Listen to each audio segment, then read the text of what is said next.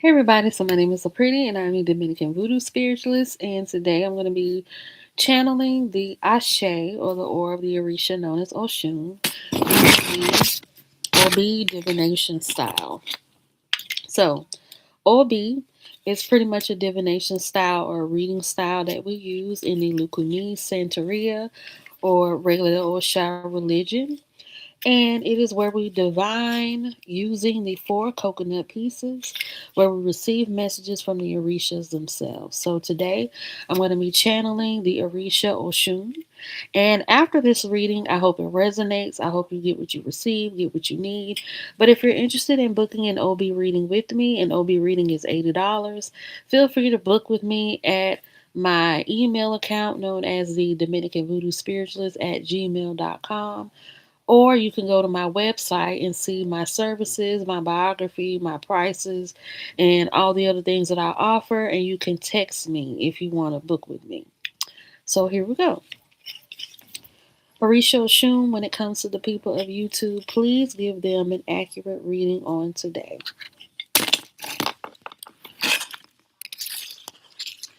So, Orisha Oshun is saying that love, positivity, and peace is in the air.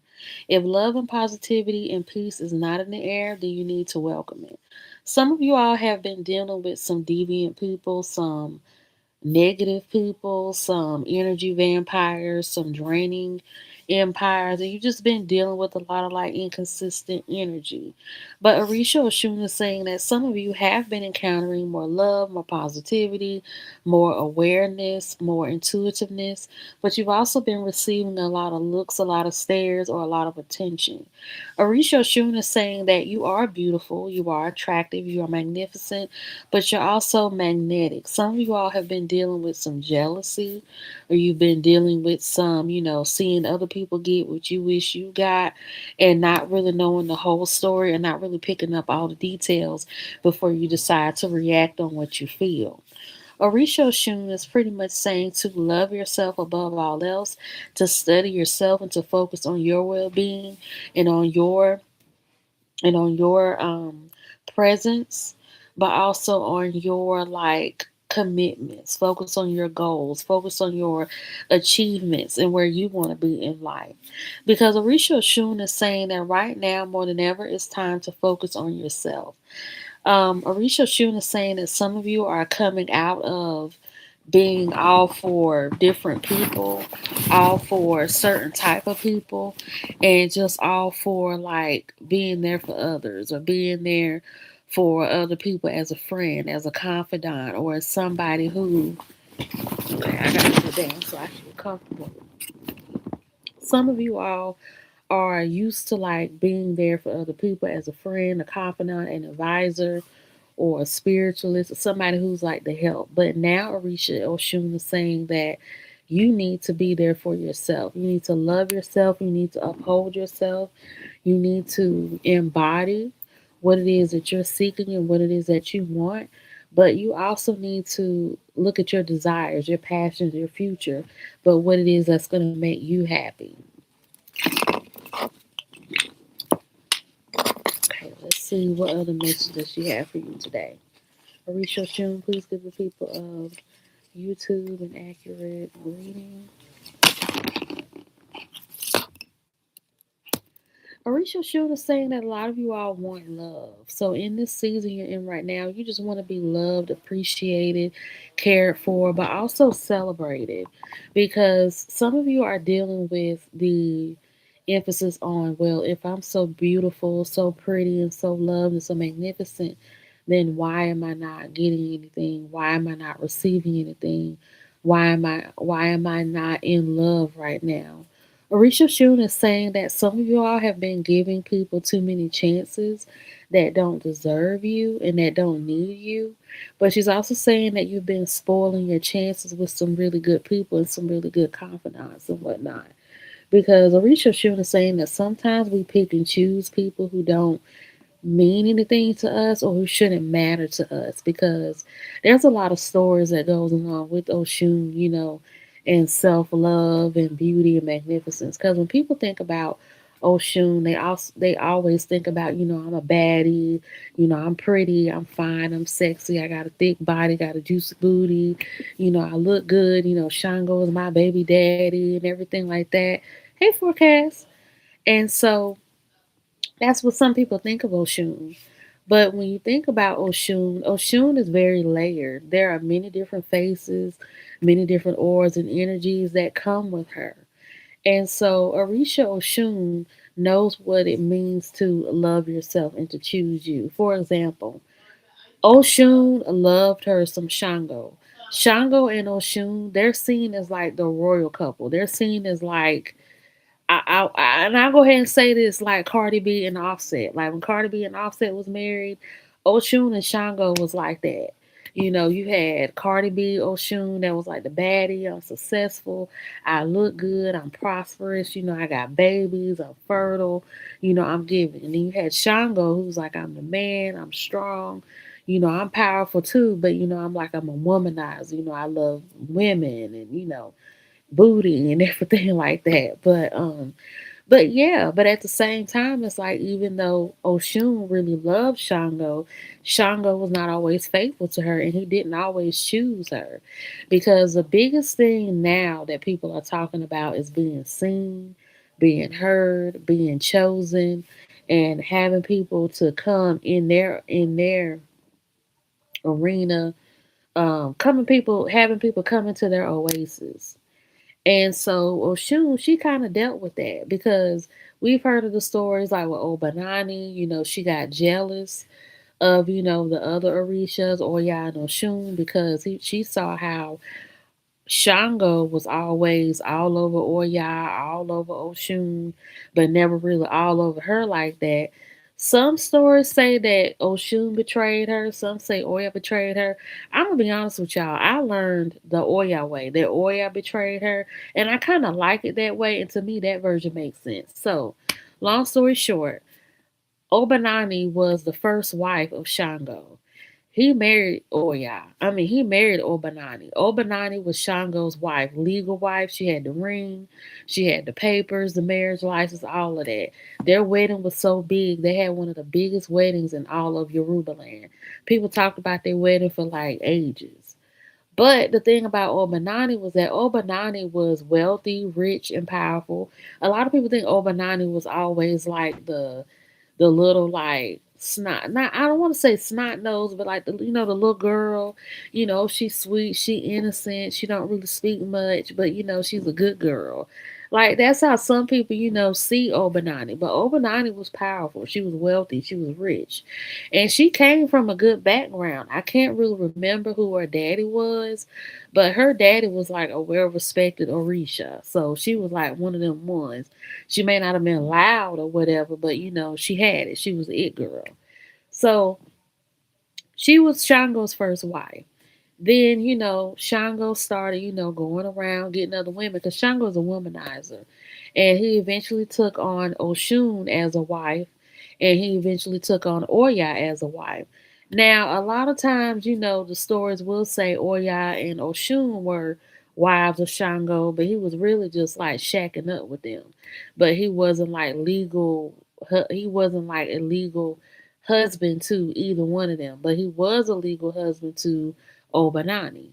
Now, Obanani started getting jealous, of Oshun and Oya, and like, well, I'm the married one. Well, why he ain't all over me like he all over them?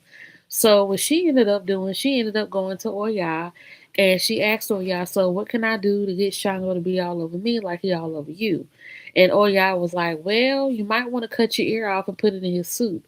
If you cut your ear off and put it in his soup, that'll make him go crazy over you.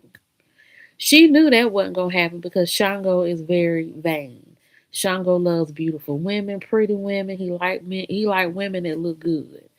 So by her cutting her ear off, it was like she cut her beauty off, and she kind of distorted her image a little bit. And so when she presented him with the soup, he spat it out, said, "What is this? Like, what did you do to yourself? I don't love you. I don't want you no more. Get out. I can't handle this no more." And she got rejected.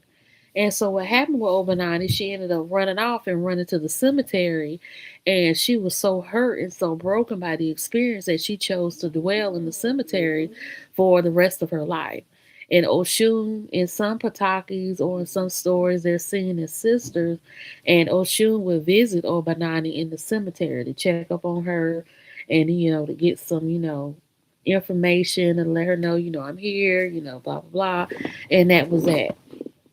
So Obanani does know how to be, well, not Obanani, Oshun knows how to be a good comfort, a good confidant, because a lot of people do go to Oshun for advice or for healing when it comes to mental health issues like depression.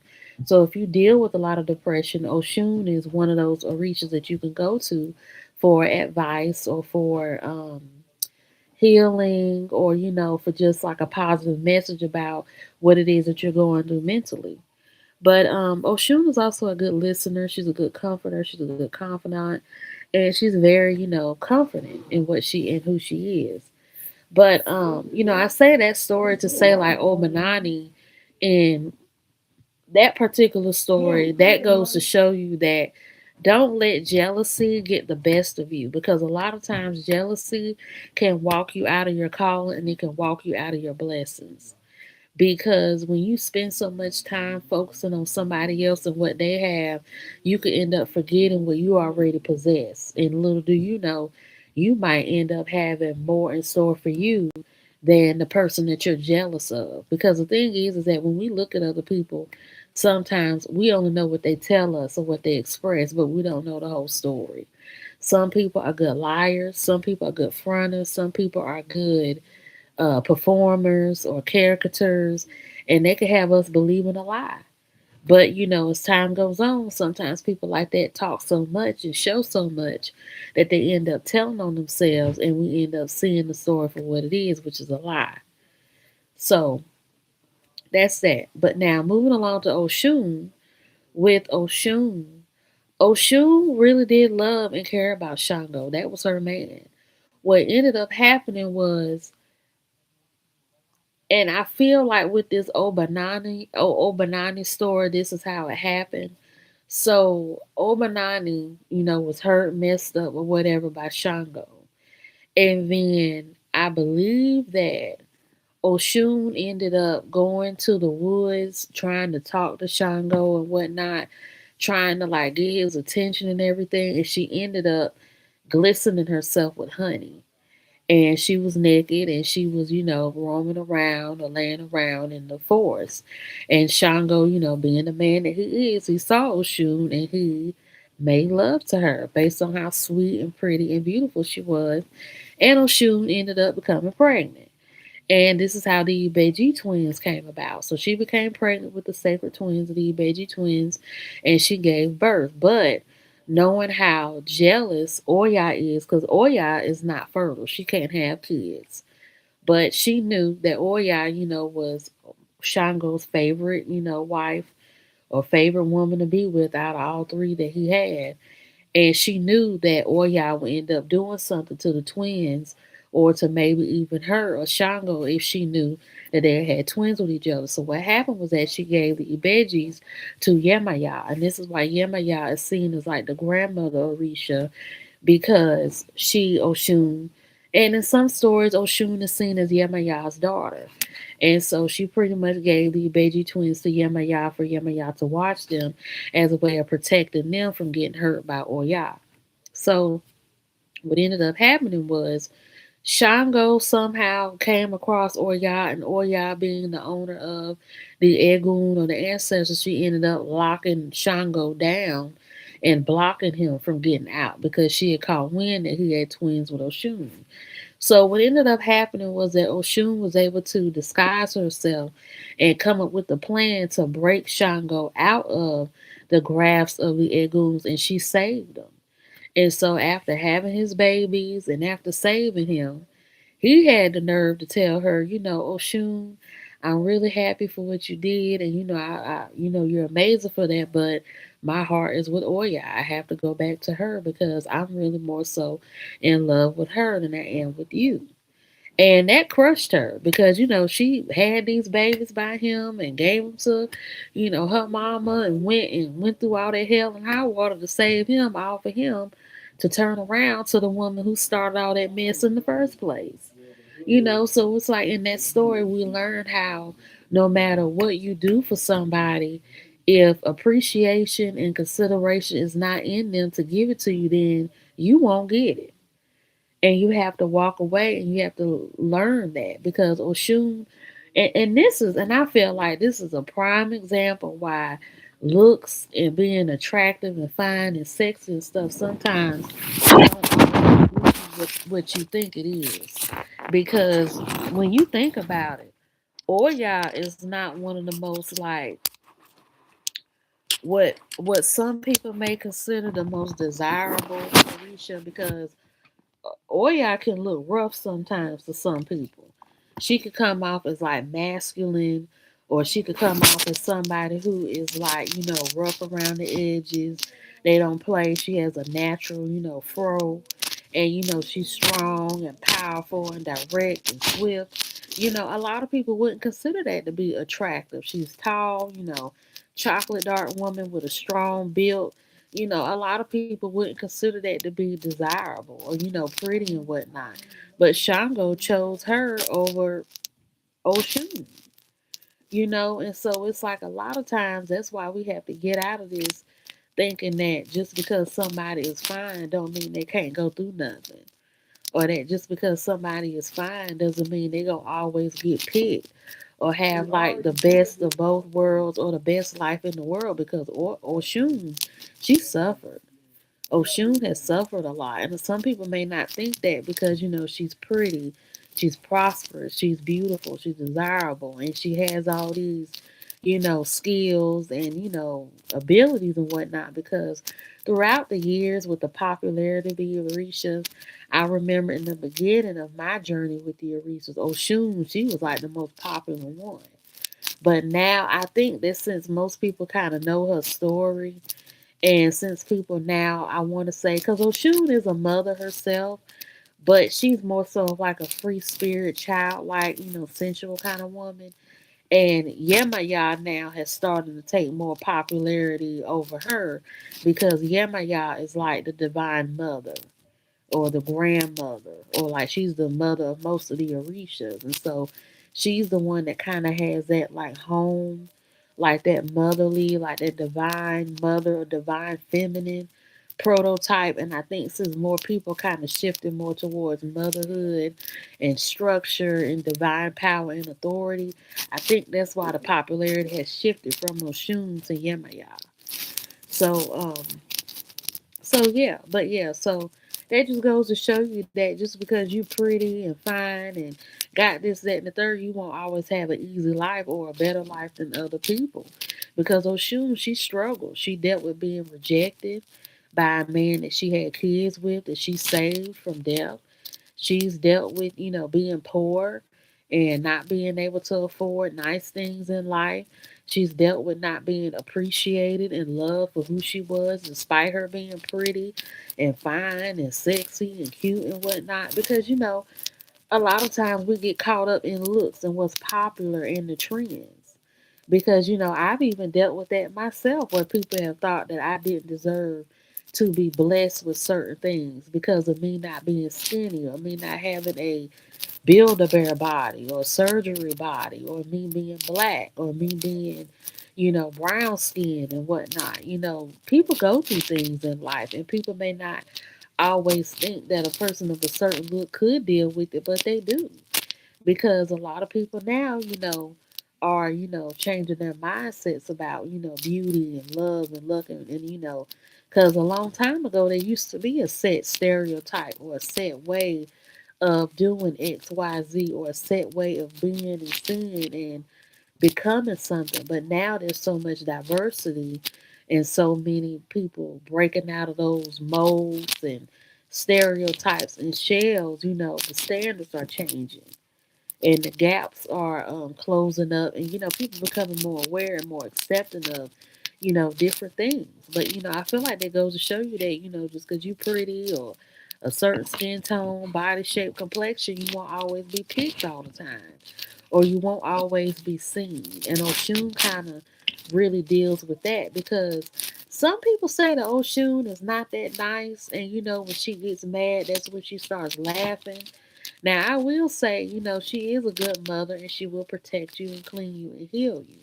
But Oshun is not like me. Like Oshun is my mama, so I ain't never really seen her ugly side like that. Now she don't like a lot of cussing when you praying to her and everything like that. So that's that. But to me, she is a motherly mother. She's nice to me. Like we have sweet conversations and stuff.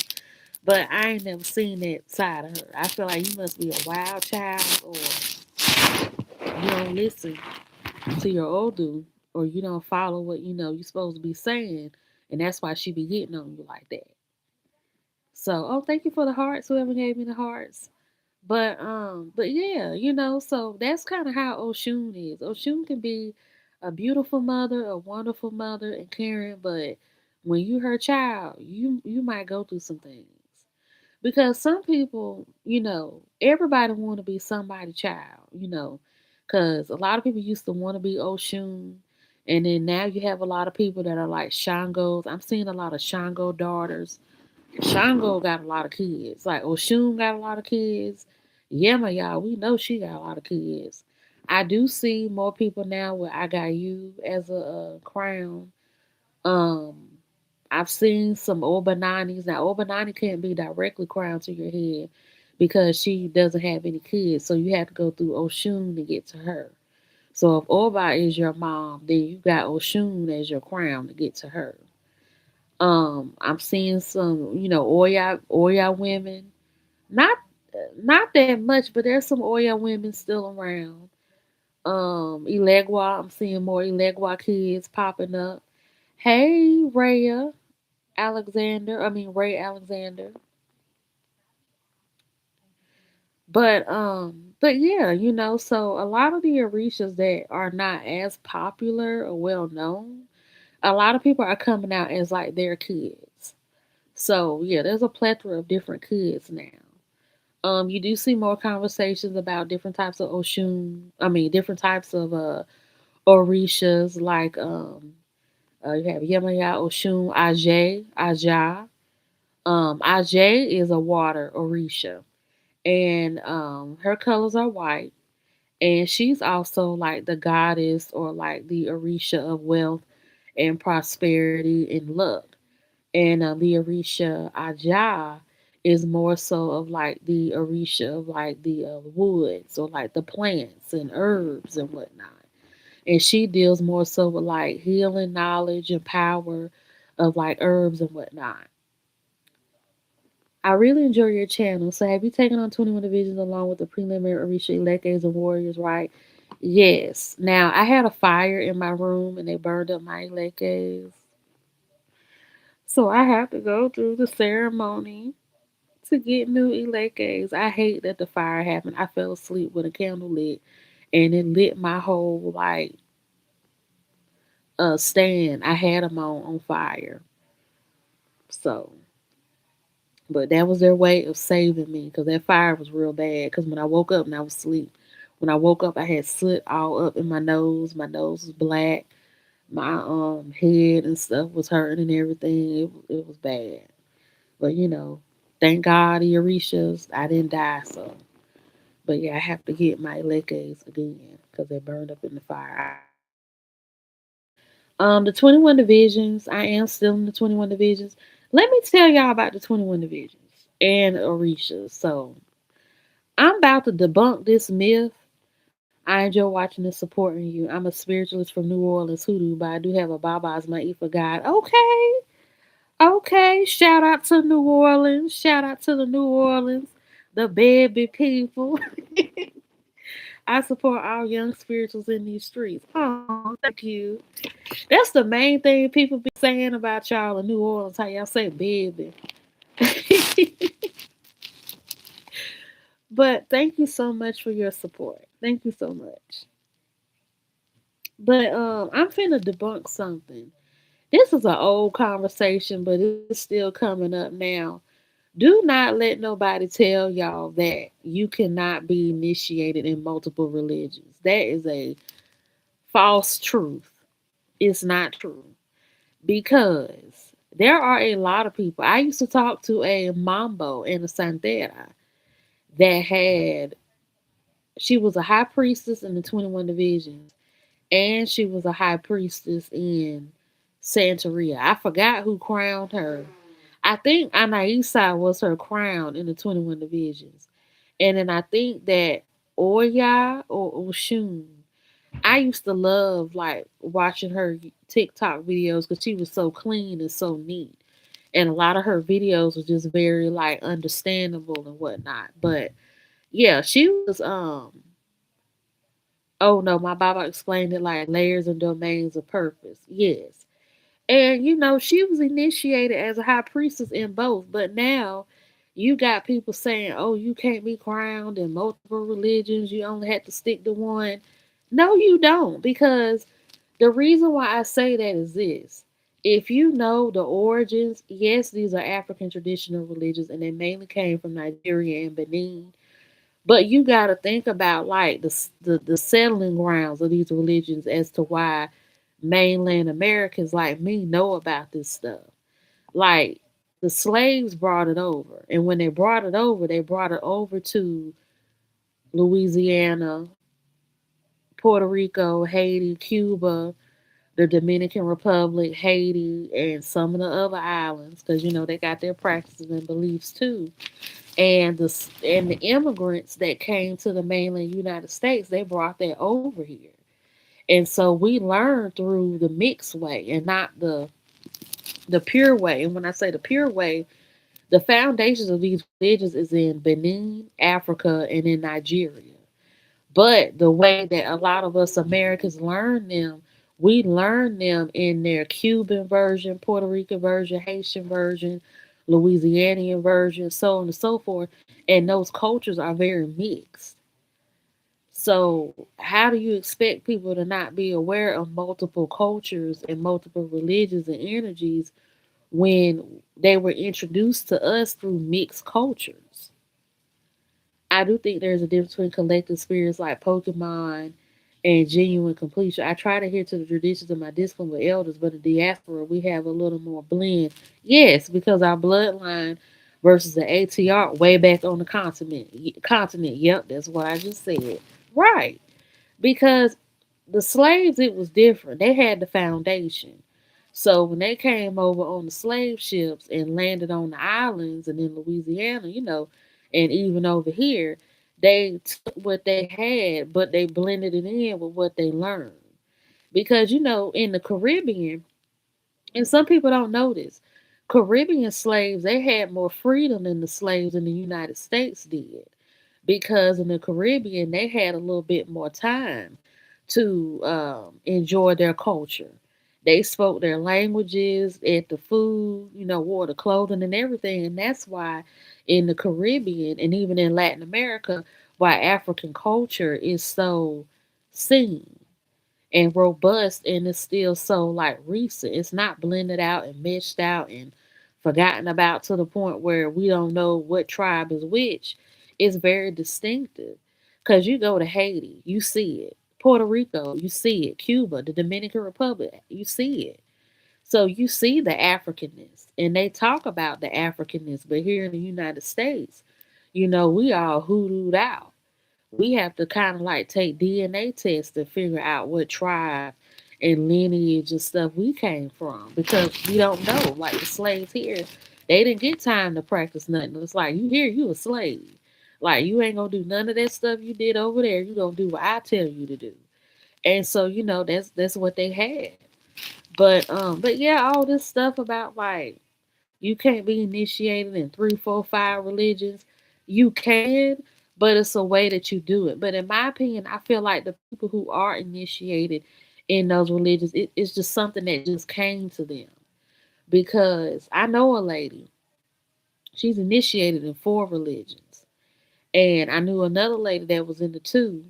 And then Papa Hector, who wrote the 21 Divisions book, he's initiated in three, from what I know of. He's initiated in Haitian voodoo, and the 21 divisions and the Spiritismo. But the Spiritismo, I don't think has formal initiations.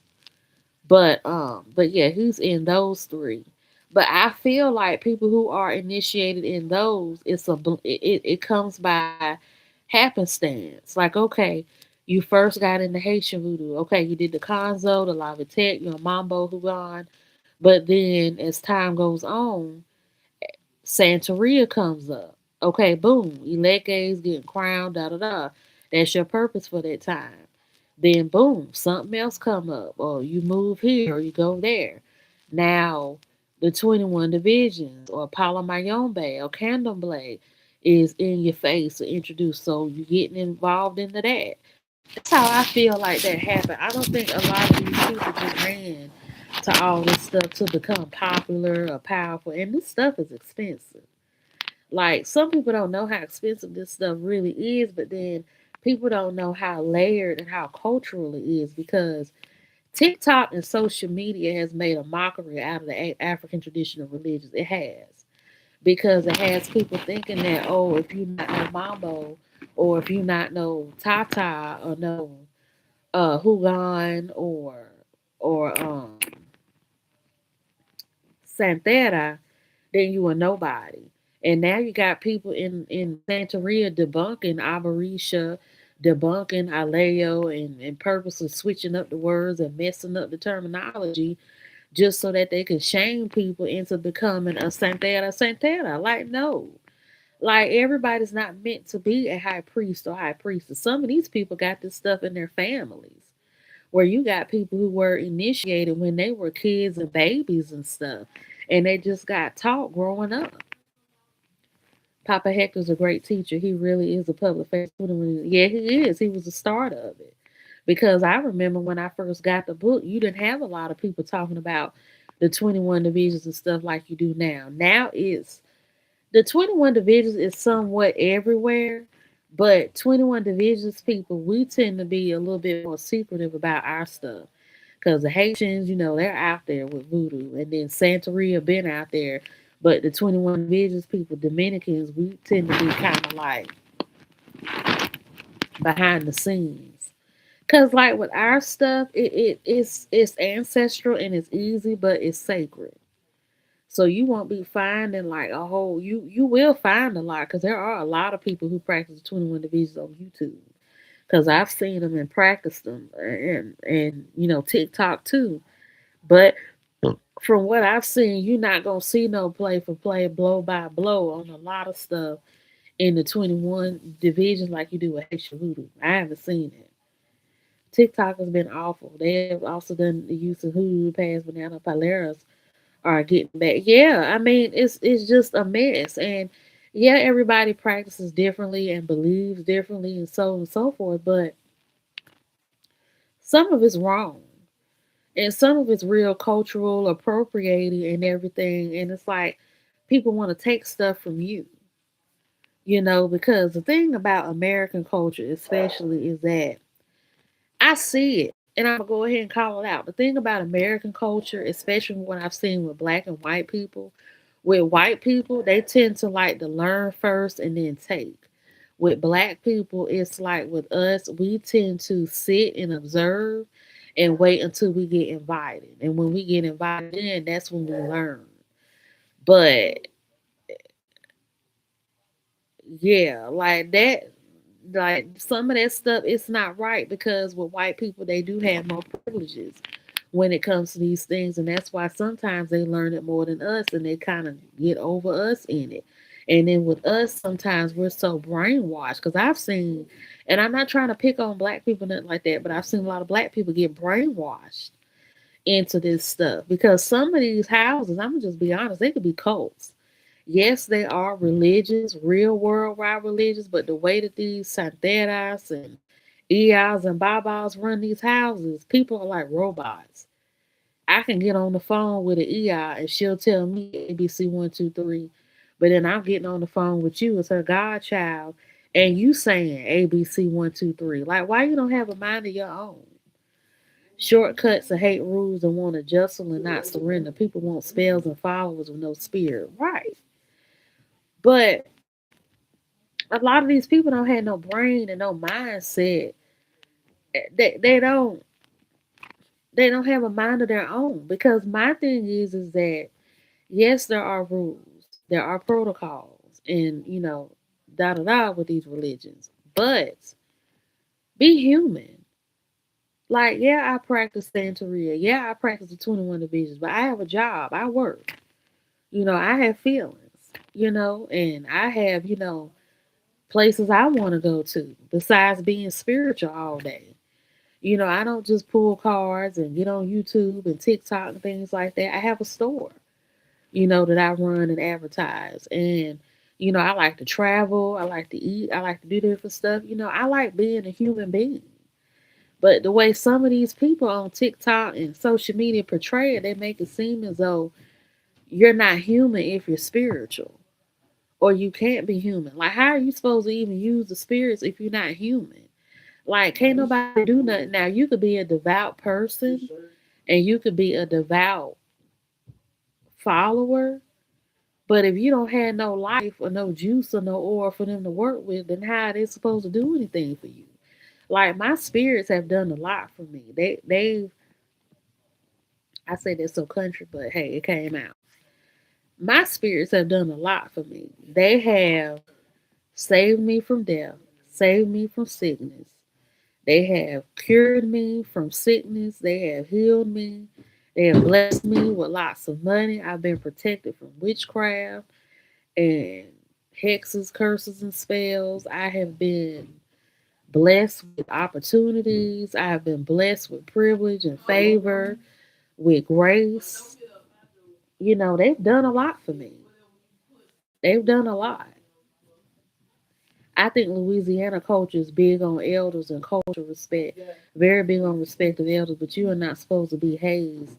A godparent to be a guide and community figure. Yeah, you saying that, but a lot of these people they don't care about that. They don't care about a title. I got the title. I'm number one. I'm numero uno. You listen to me. And if you can't deal with that, then maybe you don't need to be in no house. I have dealt with a lot of priestesses in my day. I have, especially in the 21 divisions and in Santeria. And a lot of these priestesses, like they're not respectful. Cause I'm gonna be honest with y'all, if you're not a respectable person, I'm not respecting you. Point blank. Don't care if you a parent, manager, high priest, or nothing like that. If you're not a respectable person, you're not getting it from me. Because some of these priestesses, they if you don't respect them, aka bow down and let them walk all over you and talk junk to you and spit on you and tear you down, you won't make it in their house. Because some of these people they thrive off of favoritism, narcissism, colorism, racism, and just all types of like despicable, dehumanizing behavior. And I've even seen it firsthand. I've been there in ceremonies and parties and things like that. Some of these people they're not good godly people. This is tribal and that can be at odds with Western thinking. I think many would like Western European witchcraft versus tribes and wise men and women who are keepers of sacred wisdom. I've seen that. Right. And the thing is like a lot of these people don't care about respecting people under them and respecting younger people or respecting people who don't have no role. But my thing is, it's like if everybody can't be a priest or priestess, then why are you not teaching that? Because it's funny how a lot of them want to be the only one in the house, the main one in the house, but y'all raising people to be one of y'all. So it's like, how you gonna sit up here and want to be the main one, only one, but then you training somebody to be the next you? That's not gonna work. And some people they just need to go ahead and say they don't need to be no godparent. Everybody that's I want to say saved and holified, but everybody that's consecrated don't need to have God kids. And that's not being selfish or mean or nothing like that. Because like they say, how some people don't have kids, people don't need to have God kids. They don't. Some don't need to have God kids because if you cannot handle teaching somebody what somebody gave you or pouring into somebody under you, then you don't need to have nobody under you. And I hate to say it, but a lot of these people do this stuff for money. But if they went into their old dues or into their, secret things that were told to them, they probably forget that, their godparents or not godparents, but their spiritual mother and father don't want them having kids. And that's not a bad thing because some people are meant to be the main one, only one. So that's not just a figure of speech or just saying something. Some people in this world are meant to be that girl and that guy and to not have nobody come after them. I think you can tell right away by how many God children present the quality of the relationship with it. Right. Very much extended family house takes years. Some people do it with a mix of followers. Stay away from them, tell people stay away. Right. Because some of these people can't understand that they weren't meant to be godparents. They weren't meant to be godparents. Some people are meant to be the main one, only one. And there can't be nobody and should not be nobody after them. That's not being selfish, but if that's what's meant for them, then that's what it is. But I personally feel like it's hard for you to concentrate and it's hard for you to really study and to really like pass knowledge down when you got 1,000,001 kids. I've seen some houses that have up to like 100 people in the house or 30 people in the house. And I'm like, how's everybody getting what they supposed to get when you got all these people in your house? Because when it comes to voodoo and Ifa or any African traditional religion, it takes knowledge, power, teaching, ashe or fuerza. It takes a lot, but you have to learn and take steps and all of that. Like I'm learning. Like as a 21 divisions initiate, I'm still learning. I'm taking classes under priests right now. And I'm learning. And even as a Orisha practitioner, I'm taking classes under priests and priestesses. Because when you're in this, you have to keep learning. But in my opinion, people who are priests and priestesses, they don't know everything, and some can't do nothing at all.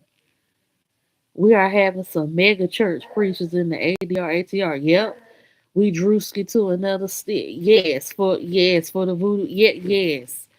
Cause I even said that. I think one person that I follow, I think I said that on her page or something like that. It's true. We do have a lot of mega church like people in our religions. Because I hate to say it, but this is me. I'm a free spirited person. Yes, there are rules and regulations, but I like to rebel. I do.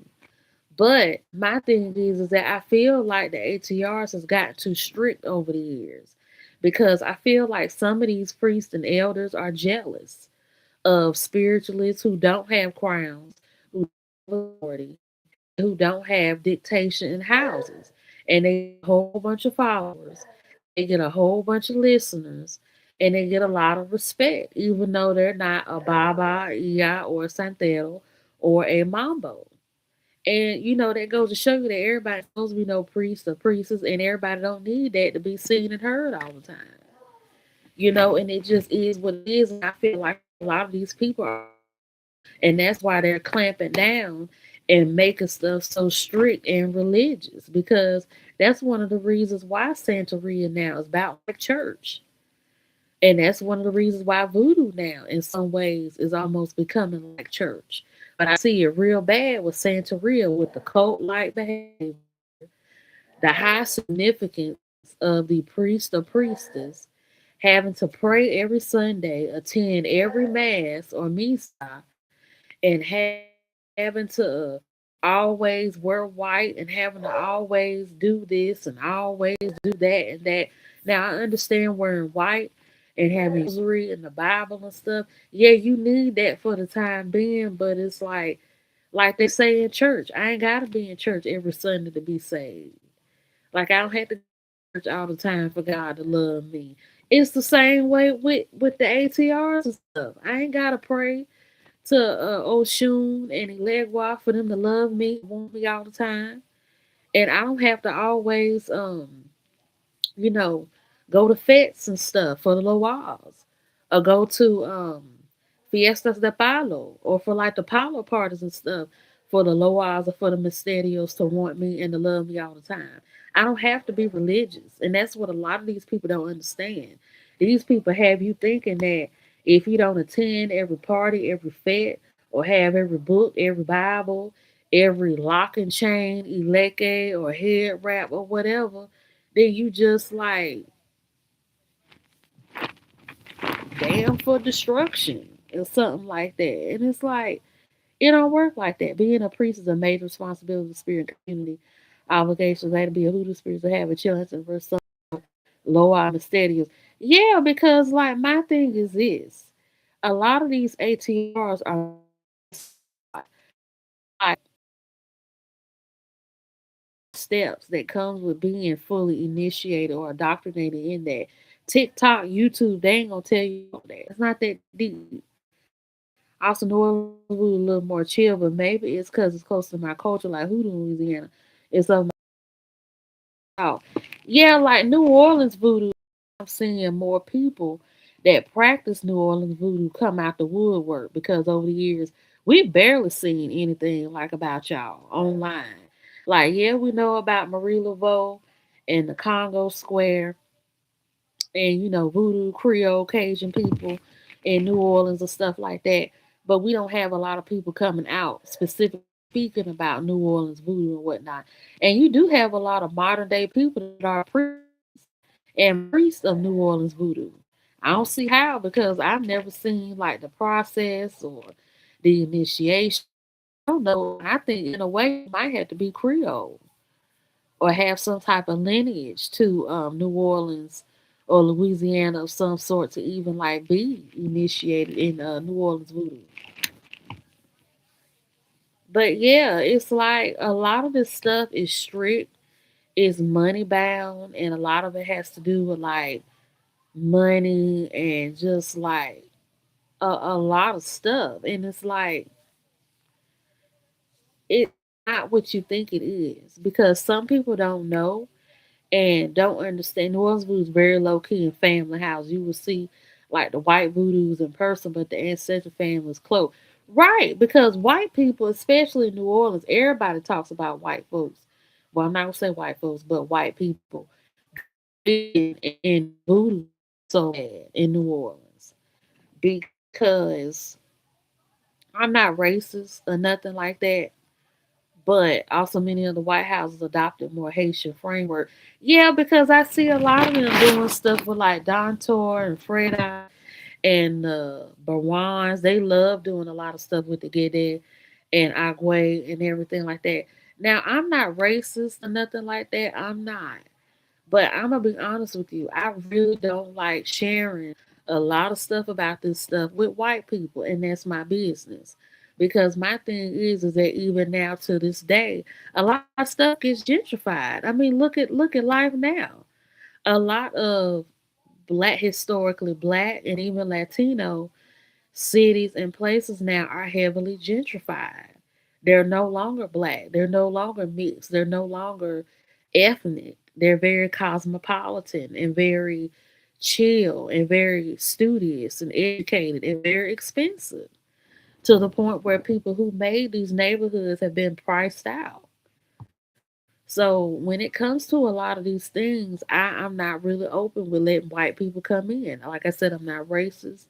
And I'm not funny acting, but that's my business because why would I want to share these types of secrets and things with people who kind of helped erase this stuff and have helped mediate and have helped dilute it and took this stuff from us because when we were slaves and then even with Christianity, due to Europeans mainly preaching and getting everybody to be saved and Christian. And I don't have anything to do, I don't have nothing against Christian people either.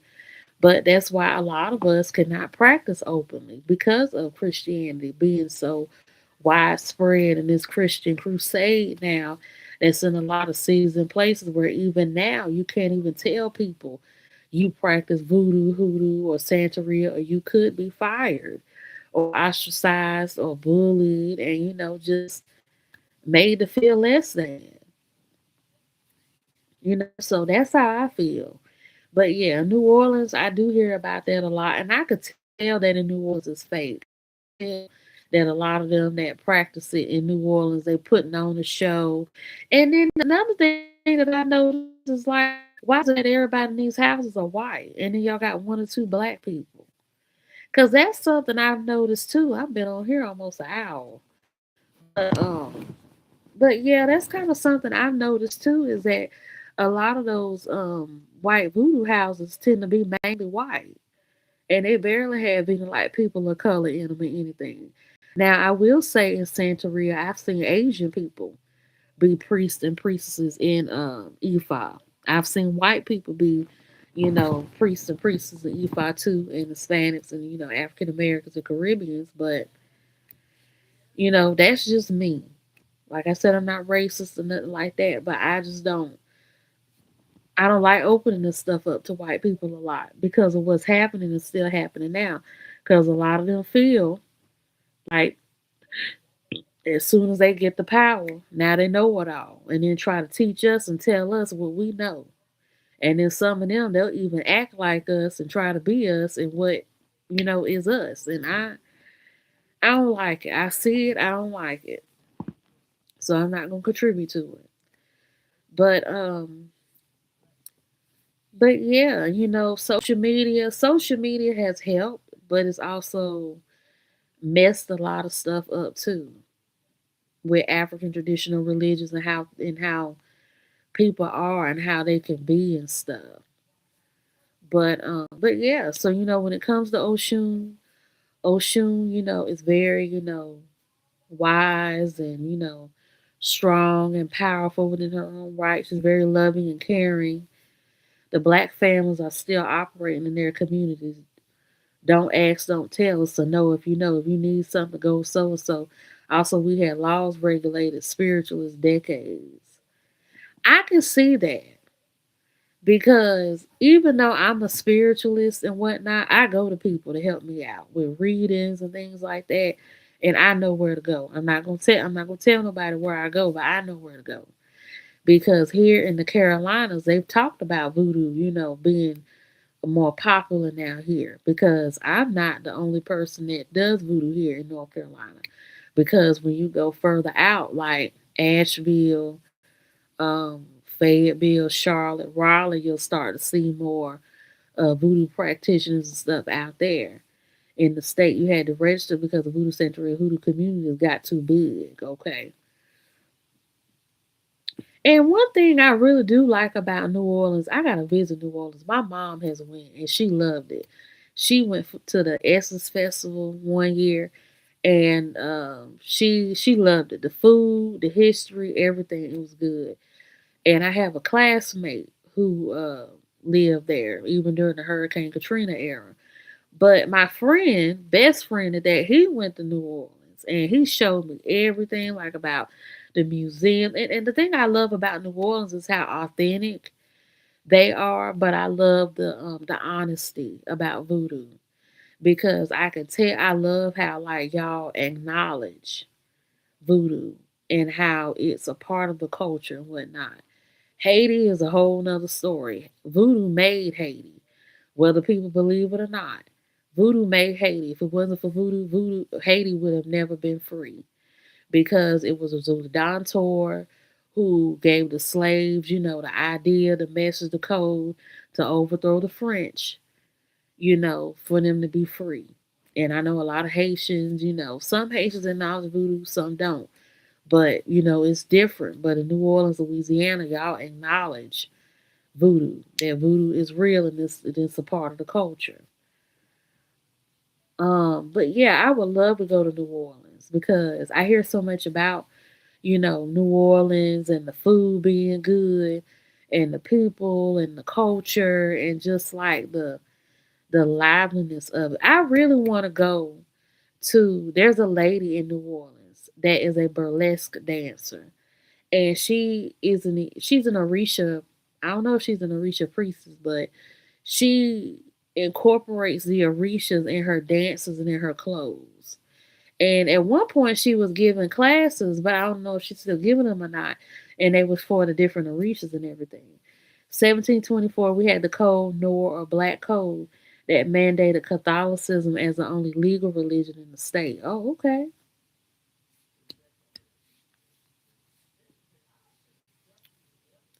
And I know about the T. John law. I might not be saying that right about the hair wraps, because I know they said black women used to wear their hair in, braids and whatnot, and the white women got jealous because the slave men was sleeping, with the people of color girls, and having babies and stuff with them, and thinking they pretty and everything, so they made them cover their hair, and that's how like the head wrap, turban culture became popular, in New Orleans and everything like that. So I do know about that law in New Orleans. Also, New Orleans voodoo existed over centuries before the Haitian refugees brought their voodoo spirits. The same tribes were dispersed in Louisiana and Haiti. I could see that because, like, the French, because I know Louisiana, y'all had three owners because it was the Spanish, the French, and then the Americans. And yeah, so y'all had three people running y'all for a while. And so I can see that, but my thing is when it comes to hoodoo, I, hoodoo is being appropriated as well, but I see it being appropriated. Now, you could correct me if I'm wrong, because I know there's different types of hoodoo. You have hoodoo from the Carolinas, Georgia, Florida, Texas, and Alabama. Most of the Southeast has their own version of hoodoo. That I do know. But you tell me from living in New Orleans, is hoodoo in New Orleans influenced by Haitian culture or not? Different tribes were okay. Different tribes with different emphasis in both voodoos evolved from the voodoo combination spirits of the land of each place. Our voodoo had more mix of tribes and then spiritual mix. Okay, okay. Oh, you Louisiana Creole. Okay, okay. So, my thing is, this is what I noticed. A lot of Caribbeans use hoodoo, and I see like the jars. I see the cow tongue spells, and I see a lot of it. And I'm gonna be honest with you, like I don't have nothing against Caribbeans, nothing like that. I know a lot of people be watching my language and my verbiage when I be talking in here, and they be like, "Well, how you talking in and out? One minute you this, one minute you that." So, I am Black American, I am, but I have heritage from many different cultures. I got Haitian, I got Puerto Rican, I got Cuban, I got Dominican. I got a lot of stuff in me, but I was born an American. Boom pow, that's what it is. So I've noticed that a lot of Caribbeans do use hoodoo. And they even have classes and rituals. And I've even gone to a lot of Caribbeans for spiritual, works, readings, or whatever. And before I knew what hoodoo was, they was teaching me hoodoo and passing it off as voodoo and all of this. I even had one voodoo priestess that was a priestess in Dominican Voodoo and Louisiana Creole uh, give me a Saint Michael spell. And when I went on the internet and looked up something, she copied it from a hoodoo company. And I'm saying, well, how was you a voodoo person? You made it seem like this was a top notch secret, and I'm finding this online on an open website. And I just noticed sometimes like Caribbeans can be a little appropriated too with hoodoo, but then be real quick to tell us, oh, why are you practicing Haitian voodoo? You're not Haitian, you're not Dominican, you're not Cuban. Like you need to do hoodoo, but it's like y'all are in our stuff doing honey jars and cow tongue spells and hot foot powder spells. Like which one is it? So I kind of, it's not just white people, but I notice other people be doing it too when it comes to black cultural stuff. Hoodoo is largely Congo, the prior conjure with some Yoruba root workers, Native American, botanical knowledge, some European for its cloak, working with Black American ancestral dead and lands. Right, right, and I understand that. We have a lot of marketeers. Right, and I understand that. And then even in the Carolinas, we didn't have just Gullah Geechee people up here. And some people need to understand that everybody from South and North Carolina are not Gullah and Geechee. Some of us are just, regular black Americans that didn't come from those tribes. But we had Caribbeans up here too because Wachovia, the Germans, and even over there, like on the coast of the Carolinas, we had Bayesian people up here at one point. So people from Barbados. And they kind of had, some footing and foundation in some of the stuff that we had up here in the Carolinas. So I'll give credit where credit is due that you do have Caribbeans that did have a part in Black African American culture and come up and everything. I do not appropriate Obia or Haitian voodoo, but voodoo is more well known and less feared and easier to sell to white people. Yeah, and but the thing, I hate to say it, but African American anything, it's not respected. And I've always said this, the reason why people don't respect us is because we don't respect ourselves.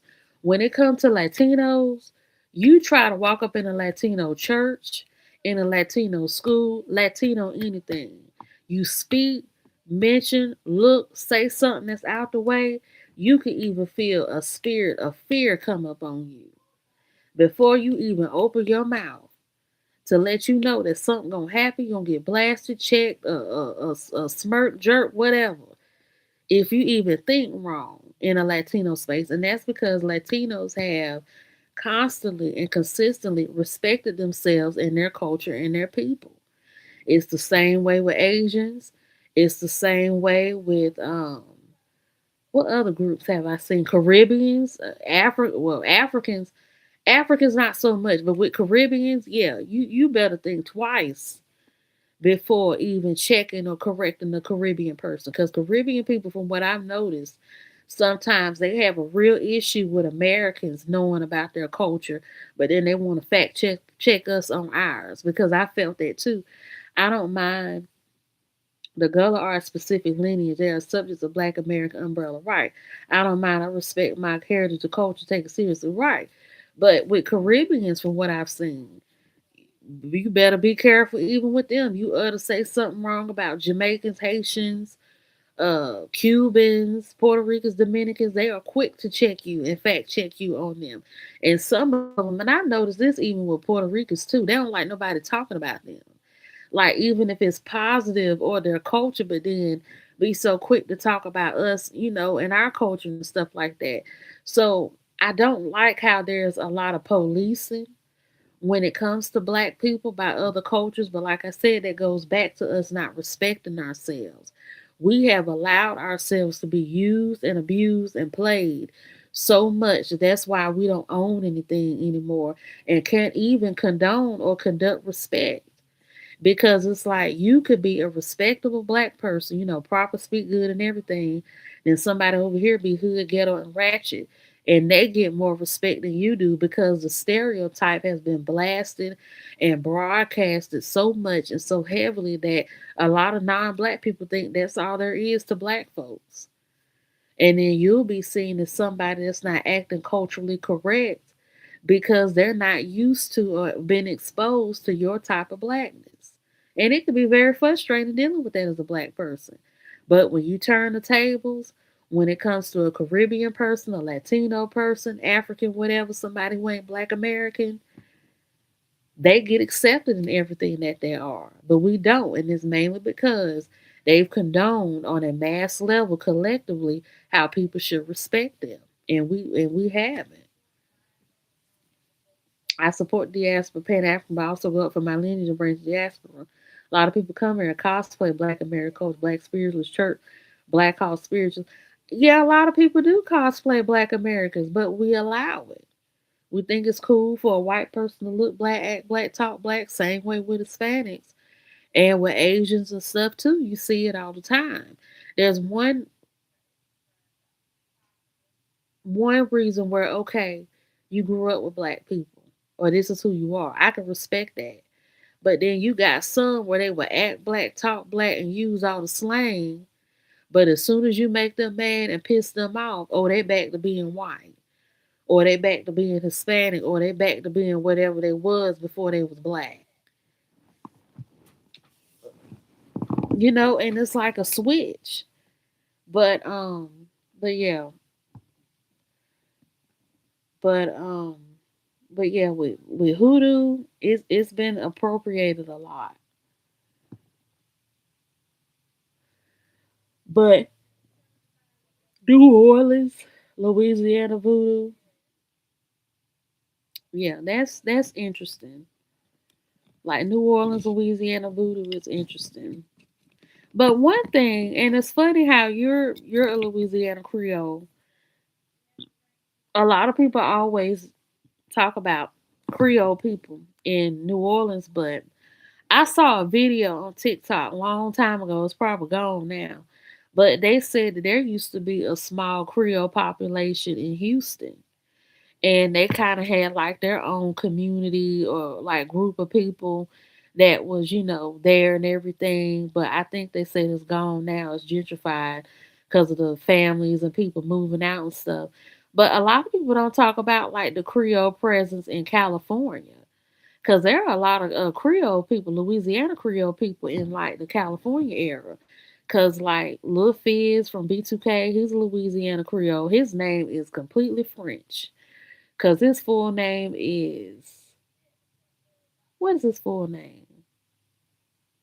I think it's what Derek. It's Drew Frederic Brudor, something like that. He has a French name.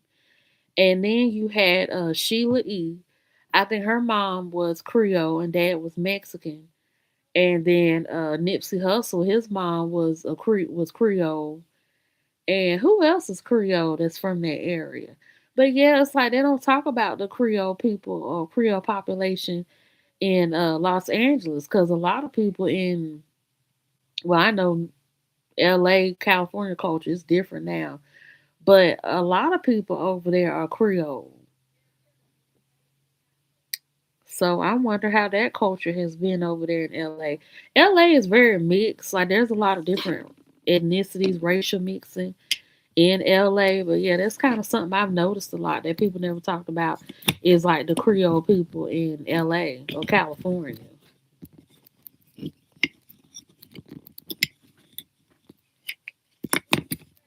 Black Spiritualist Church, Black Hawk Spiritualist.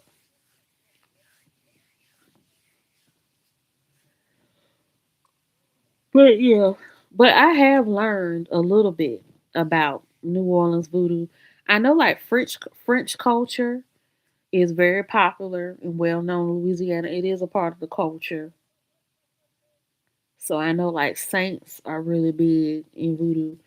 Louisiana state today is smaller, but Louisiana used to be much larger back to the Louisiana Purchase. So there's a lot of overflow into the neighbor states, a part of the Purchase region. Okay, okay, I get it. But something else I was gonna say about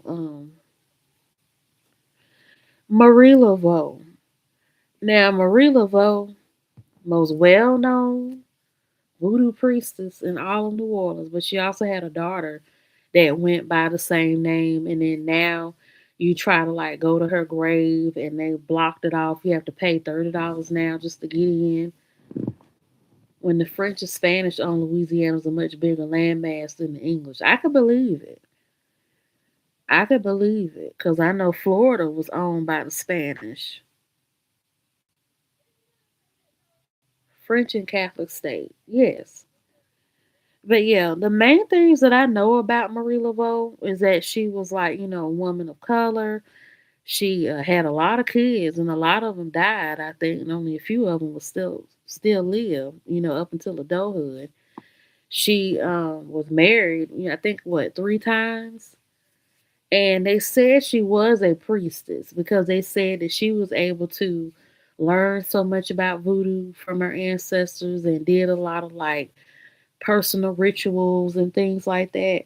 But then when it comes to her daughter, they said her daughter was even more powerful than she was. But I think they said I think there's a picture of her daughter, but there are no pictures of what the real Marie Laveau actually looked like. They just know like she was a plus size, woman of color, you know, white skin and long black hair, but she always had like that French Creole like appearance. So even our hoodoo had more saints. Some of the other hoodoo airs not using much. Right, like Saint Expediti, he's one. And I know you all serve Papa Legba as well. And I know the Gede are a part of Louisiana voodoo as well. So I know some of y'all spirits and saints in Louisiana. We historically called it voodoo hoodoo. Okay. Okay, I get it.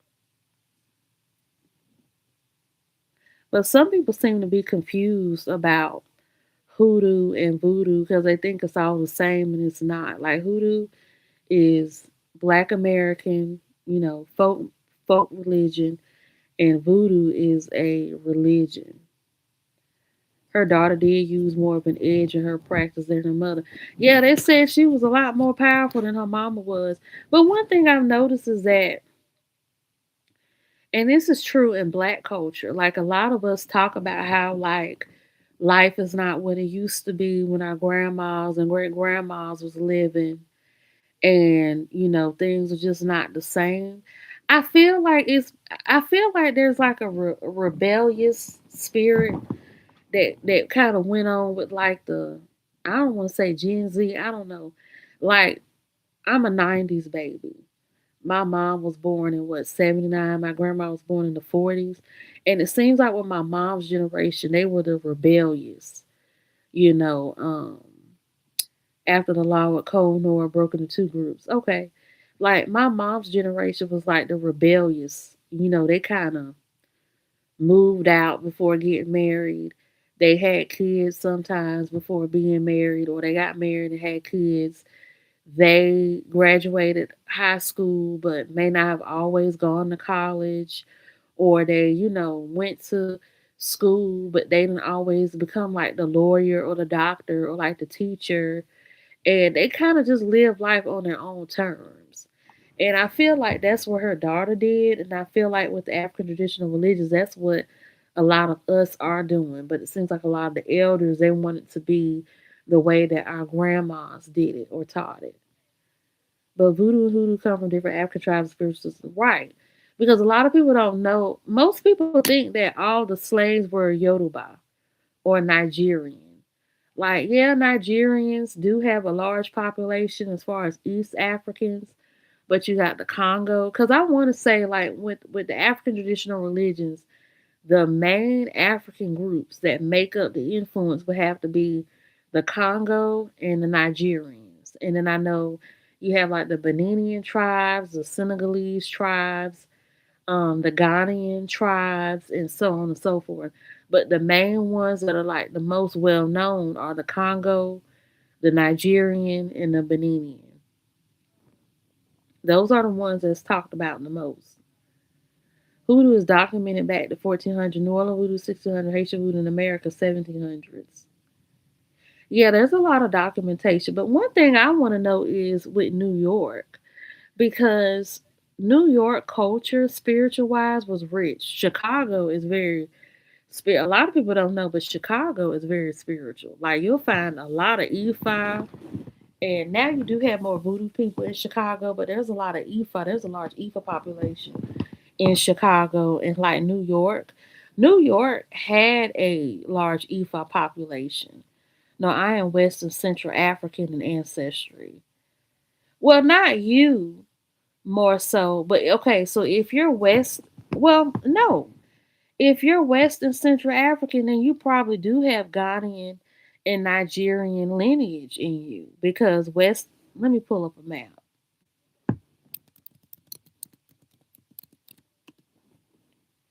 West and Central Africa. You have Mali, you have, okay, hurry up. Okay, you have Mali, you have Niger, Chad, Sudan. Wait a minute. These might be the map terms. Okay, here we go. You got Senegal, you got Gambia, you got Guinea Bissau, Sierra Leone, Liberia, Nigeria, Cameroon. You got Chad, Central African Republic. I think they used to be called the Congo.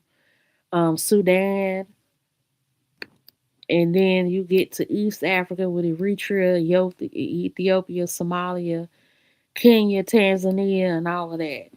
So if you said that you're West and Central African, then you do have Nigerian, Ghanaian, Senegalese, or Beninian, because those are Central and West African.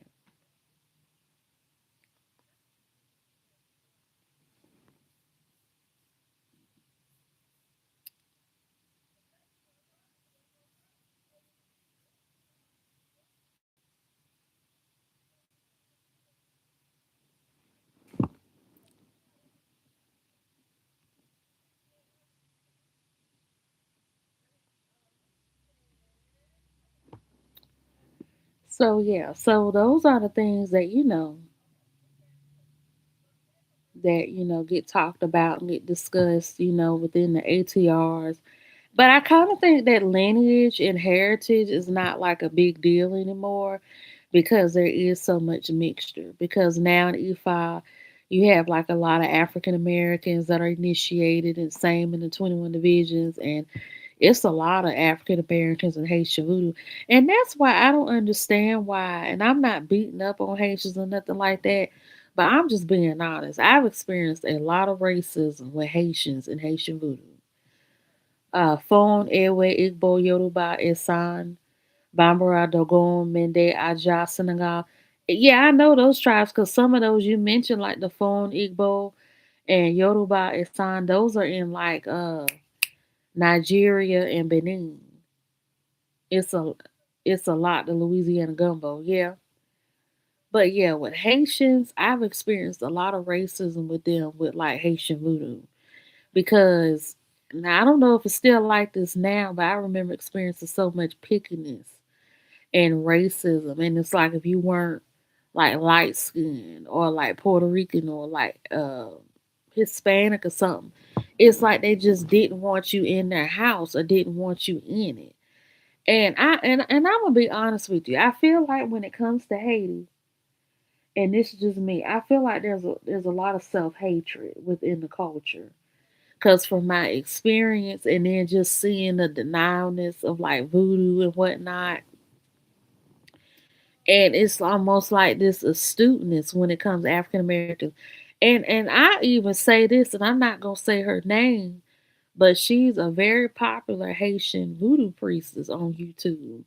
And I used to get readings from her, and the way that she would always make it such a big deal that I was African American and French and Native American. Okay, that I was African American and I should stick to hoodoo and whatnot. But I'm saying to myself, you a whole Haitian American, but you act African American. And your commentary is on African American celebrities and on American political figures. So you make money off of us. And you have a lot of content creators and social media people, but you talk to me as if I'm not welcome or if I'm not supposed to do this and do that. And I just don't understand it. It's like, if you Haitian, then cool. But it's like, if you Haitian, like, don't make money off of me or act like me or talk like me, and then you making money off of me. But then gonna sit here and say, well, they don't like you because you're African American. African Americans is African Americans that, but you act African American, and that's why I don't get. It's just the hypocrisy for me. But like I said, it's just a lot of self hatred and stuff that I see sometimes. Okay, I have a lot of ancestral, different things in me. Like I have Ghanaian, Nigerian, um, Italian, Portuguese. I was shocked at the Portuguese because I'm like, where would that come from?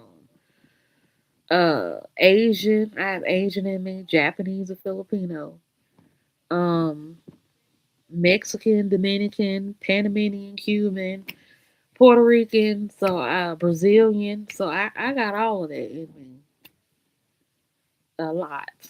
But But yeah, it's like I don't understand it. Like these ATRs, and like I said, people get church hurt in this stuff. That's why I champion our people and culture to counter that and always give home to our people. Yeah, but see, even in the African American community, we're prejudiced amongst each other because I've been talking about that too.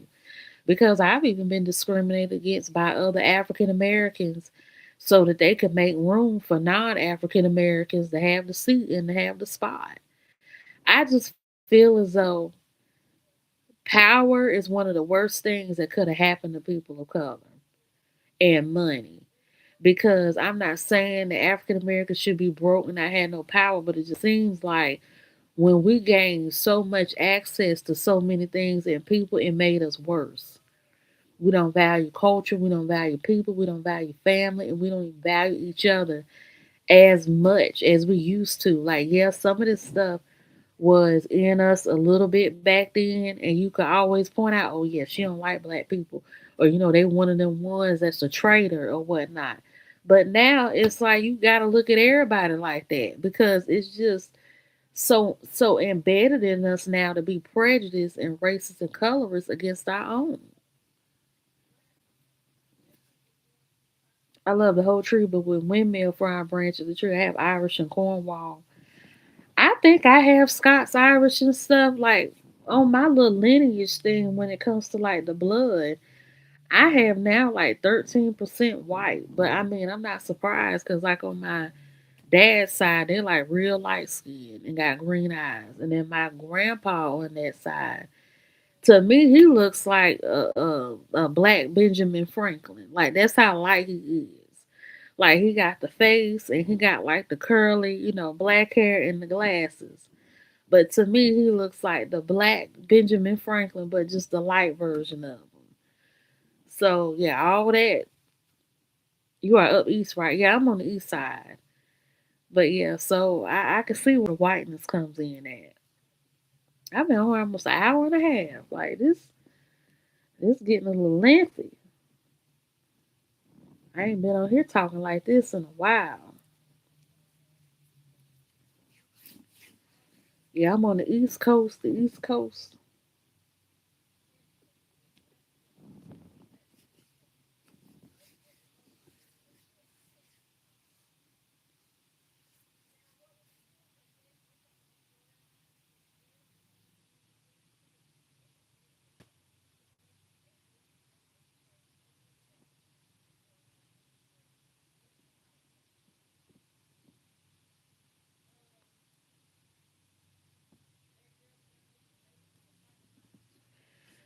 But yeah, so that's pretty much all I have to say on that. Can anyone else see the chat?